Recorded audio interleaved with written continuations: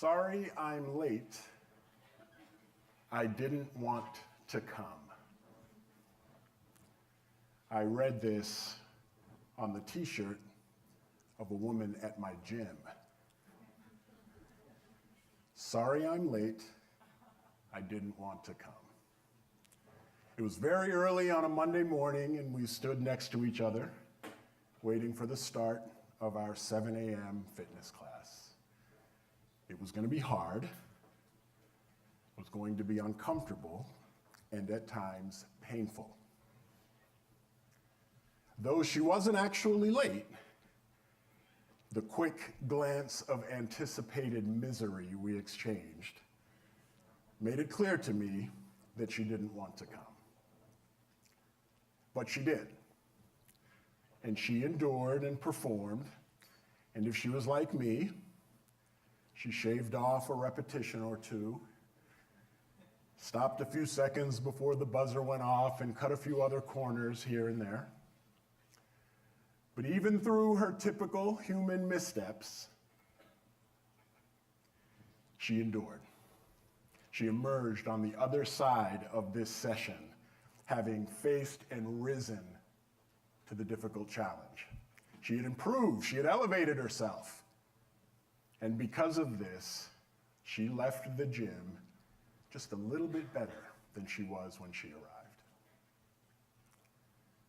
The back of her shirt should have said, "But now that I'm here." Because it became irrelevant that she didn't want to come. The only thing that mattered was that she showed up and delivered. When it comes to ending racism in America, you're late. You're late because you didn't know you were supposed to be here. You thought racism would just magically disappear, maybe because of silly terms like post-racial, or because your kids started listening to a little bit of hip-hop.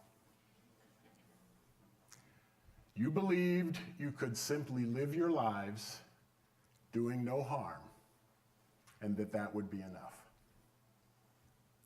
And let's be honest, you're late because it didn't bother you enough that there were some others being marginalized and dehumanized.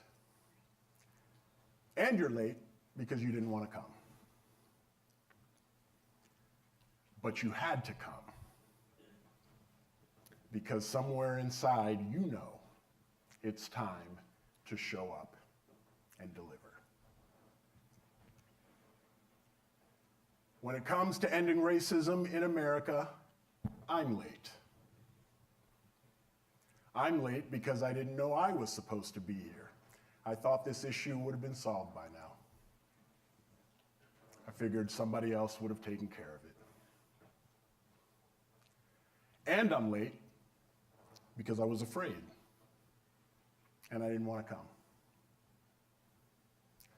I was afraid of what white people would think of me when I say that just because of their skin color, wealth, seemingly orderly TV sitcom lives,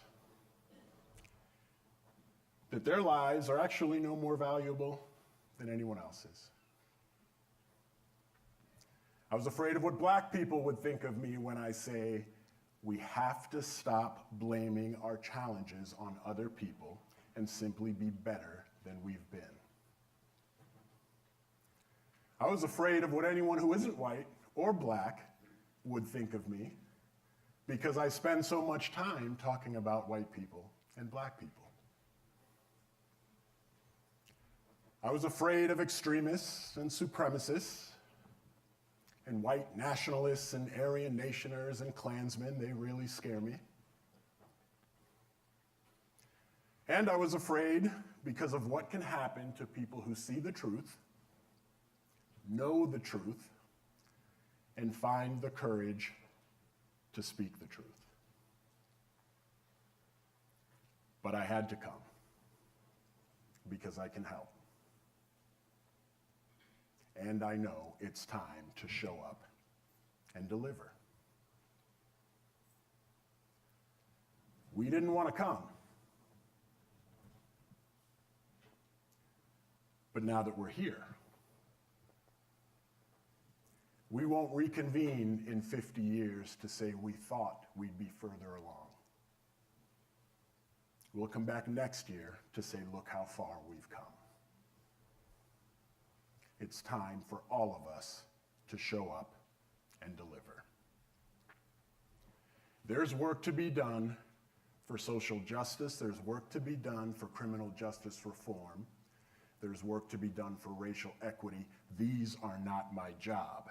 I'm a visible man.